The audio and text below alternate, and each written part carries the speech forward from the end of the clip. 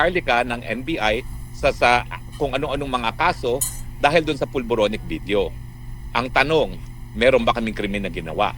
Walang unang-unang simula dyan sa ating diskurso ay ang pagpo-post ng video ng pulboronic video. Yan po ay kabahagi ng malayang pananalita. Bagamat hindi po yan mga salita, yung video mismo po ay kabahagi ng malayang pananalita.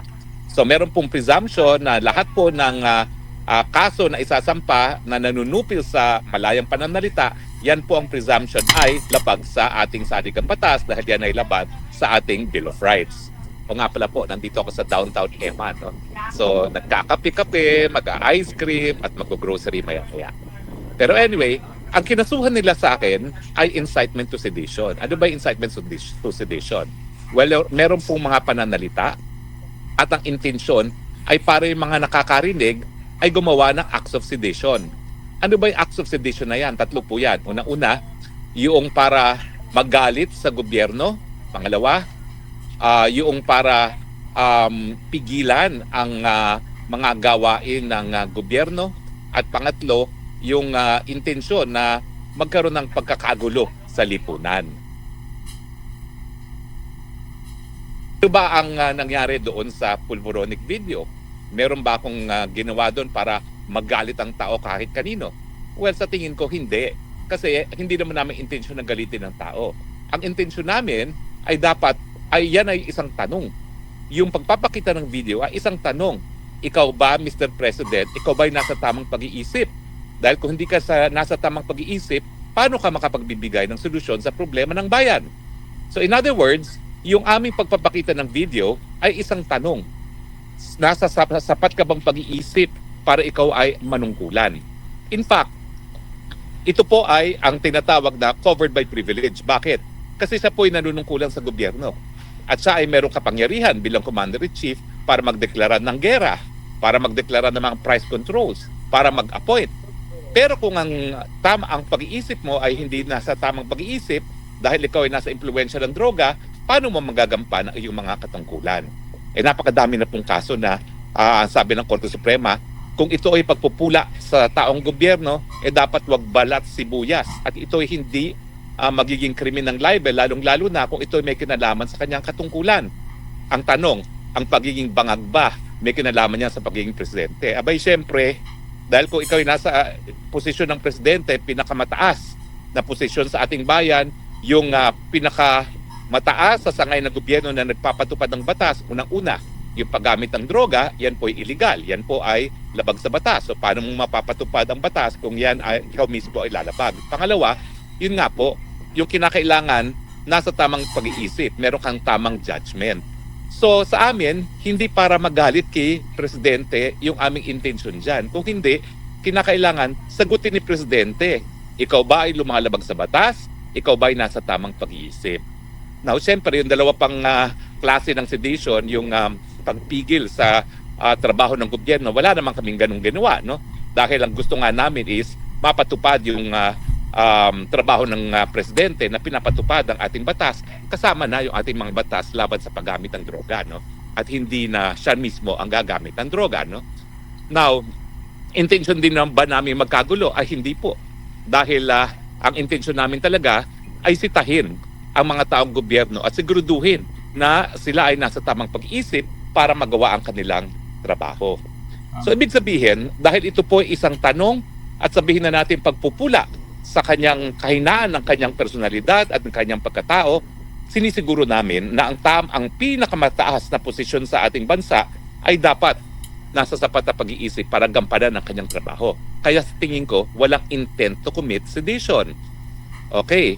Now, bukod pa dyan, yun na nga yun, sinabi ko, no? Ito po ay tinatawag na privilege communication. Bakit privilege? Kasi nga po, ito ay pula. Ito ay isang tanong sa taong gobyerno na dapat sagutin. Dahil talaga namang nakakaapekto ang pagiging addict sa katungkulan ng kahit sinong taong gobyerno, di ba po? Kung ang mga ordinary addict, hindi natin pinapapasok sa ordinaryong mga trabaho. For instance, kinakailangan ko kayo magiging security guard, ikaw ay magiging police, dapat meron kang drug test. Hindi ka po pwedeng magmaneho kapag positive sa drugs, magiging presidente pa. Tapos sasabihin nila, sedition daw yan. Kalokohan naman yan. Now, Dahil sinasabi na nga natin na constitutionally protected speech yan, anong dapat gawin ng gobyerno? Well, ang dapat na gawin ng gobyerno, tanungin ang presidente. Ikaw ba yan? Hanggang ngayon di nga sumasagot ang presidente kung siya yung nasa video eh. Pangalawa, nasa tama ka bang pag-iisip? O bakit hindi ka magpa-hair follicle test? Sinasabi nila na kami daw ang merong burden na patunayan na gumagamit siya. Hindi po. Kasi nga nandyan yung video na yan, kinakailangan addressin ng presidente. Nagkaroon na po ng reversal of burden of evidence and burden of proof. Kinakailangan siya magsabi na peke yaang video na yan. Ano bang ginawa namin? Anong ginawa ko bago ko pinakita yung video na yan? Meron po kasing program sa internet mismo na makakapag-determine kung yan ay deepfake. So bago ko po ginamit yan, bagamat nakita ko na yan sa page ni Maharlika, ipinasok ko po yan sa program na yan. At matapos na ipinasok sa program, ang lumabas na conclusion ay hindi siya deepfake. In fact, pinakita ko po ito sa New York. Nag-step by step kami, in-enlarge ko yung projector at pinakita ko na ang labas doon sa computer program na yan ay it is not deep AI or it's not deepfake. So in other words, ako mismo po, even for purposes of libel, although hindi naman libel to dahil lang dapat magdemanda ng libel si Marcos Jr. mismo, kaya lang duwag, ayaw magdemanda ng libel. Alam mo, hinahamon ko siya, mag-file siya ng libel para magkita kami sa hukuman at nang mapilit ko siya mag-undergo ng hair follicle test. Kasi pag siya ay nagdemanda, meron din akong karapatan na kumalap ng ebidensya, no, para sa aking depensa, at ang ebidensya ko, yung katawan niya. Titingnan natin kung may droga nga, may trace of droga sa kanyang katawan. So sana, Mr. President, huwag kang magtago sa saya ng mga NBI mo. Harapin mo, kami demanda mo, nang sa ganun, mapilitan ka namin magpa-hair follicle test. Dahil kahit anong panawagan namin, hindi mo naman pinakikinggan. So baka kinakailangan talaga, korte ang mag-order na ikaw ay mag-hair follicle test. Pero bukod pa dito sa computer program na ginamit ko na readily available sa internet, 2 beses po dumaan yan sa authentication. Yung una po, nang nalaman nung nag-authenticate kung sino yung nasa picture, ayaw magbigay ng certificate na walang AI, na hindi siya AI, na hindi siya tampered. Bakit? Kasi may kinalaman sa gobyerno yung kumpanyang yun. Okay? Government-owned and controlled corporation. So nung nalaman nila na presidente ng Pilipinas yan, bagamat dayuhang bansa yan, ayaw na nila magbigay ng certificate, bagamat sinabihan talaga nila si Maharlika na yan ay authentic at hindi fake. Anong ibig sabihin yon? Ibig sabihin yon, even si Maharlika gumawa ng mga hakbang para masiguro na hindi siya deepfake. Dahil kapag hindi siya gumawa ng hakbang na ganyan at hindi siya nag-ingat, pwede siyang madali ng libel. Pero ito, kung a-apply natin yung New York Times versus Sullivan test, walang willful na pagsisinungaling, no? Dahil she went out of her way, unang-una, para gumamit ng program kung malaman na deepfake yan, at pangalawa, pumunta pa sa kumpanya na to make sure na authentic yan. Kaya lang, yung unang kumpanya, hindi nga nagbigay ng written report. Meron ngayon siyang hinanap na eksperto na taga LA mismo, taga Hollywood mismo. Alam naman natin ang Hollywood, ayan ang kapital ng film industry ng Amerika, at kapag pinag-uusapan ay mga video, siguro naman yung mga eksperto sa Hollywood ay pwede nating paniwalaan. At yan lang meron siyang report. Mahaba yung report, kung hindi ako nagkakamali, mga more or less 30 to 40 pages yan. At ang conclusion niya, hindi siya AI, hindi siya deepfake. Meron siyang 3 test na ginawa, at doon sa 3 test na yon, doon niya binasa yung conclusion niya na hindi siya tampered, na ang video ay authentic. Now, bakit kami natutuwa na nagsampa ng ganitong kaso? Kasi yung eksperto na yon, ayaw niyang isiwalat sa publiko yung finding niya unless merong kaso sa hukuman. Ibig sabihin, talagang kinailangan na magsampa ang NBI ng kaso laban sa aming dalawa ni Maharlika, o di naman kaya si Marcos Jr. mismo magsampa ng libel case sa amin para magamit namin yung authentication. Kasi nakasulat doon sa kontrata ni Maharlika doon sa eksperto na yon, meron siyang non-disclosure agreement except kung gagamitin nga sa legal proceedings. Ngayong nandyan ang legal proceedings, lagot ka Marcos Jr.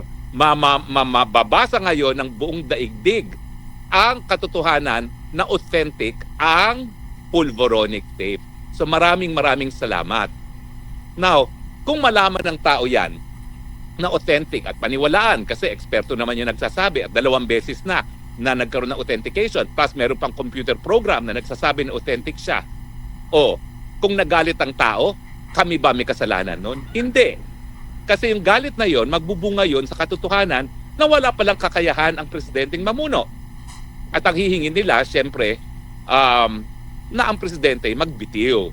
Now, yan ba'y krimen? Hindi. Dahil yung panawagang magbitiw, yan ay karapatan ng taong bayan. Dahil sila ay tunay na soberenya. At wag nating kakalimutan 2 beses na sa ating kasaysayan na pinaalis natin ang mga nakaupong presidente. So hindi po yan illegal. Kaya nga ang ating saligang batas, unique sa buong daigdig. Dahil sa buong daigdig, tayo lang ang may probisyon na kinikilala ang people power.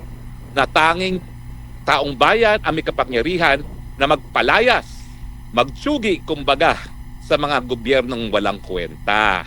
Hindi po yan sedition. Yan ay karapatan ng taong bayan. At kung ako'y mananawagan, ayan na, pag nakita nyo ng authentication, pag naisa publiko na namin, wala nang kaduda-duda na hindi yan deepfake, anong gagawin ninyo? Bahala kayo magdesisyon, wag lang kayo gagamit ng dahas.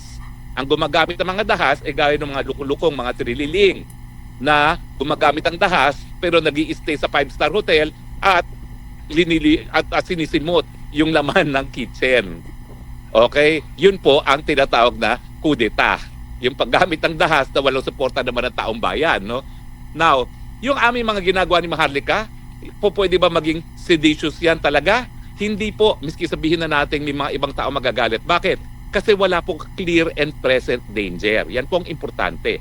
Kapag pananalita lamang at wala ka namang kakayahan para talagang patumbahin ng gobyerno at walang clear and present danger, yan po ay sakop ng karapatan ng malayang pananalita. So makikita po talaga natin ay talagang binigyan lang kami ng pagkakataon ni Director Santiago na mapakita, masiwalat sa buong bayan yung authenticity ng pulboronic video. Kaya nga po nagpapasalamat kami. At taong bayan ang pangako ninyo, ngayong naririto ng pagkakataon para mabasa ninyo ang authentication report, maghusga naman kayo. Huwag na kayong magpa-petiks-petiks. Pag sa tingin nyo talaga na naniniwala kayo sa report na authentic yan at wala sa tamang pag-iisip ang ating presidente, maghusga naman kayo, please. Dahil baka mamaya, wala ng 2028 ang Pilipinas kung mag-aantay pa tayo at papayagan natin ang mga tao wala sa tamang pag-iisip na mamuno. Hindi po krimen yan. Kasi taong bayan ang tunay na soberenya sa ating Republika ng Pilipinas.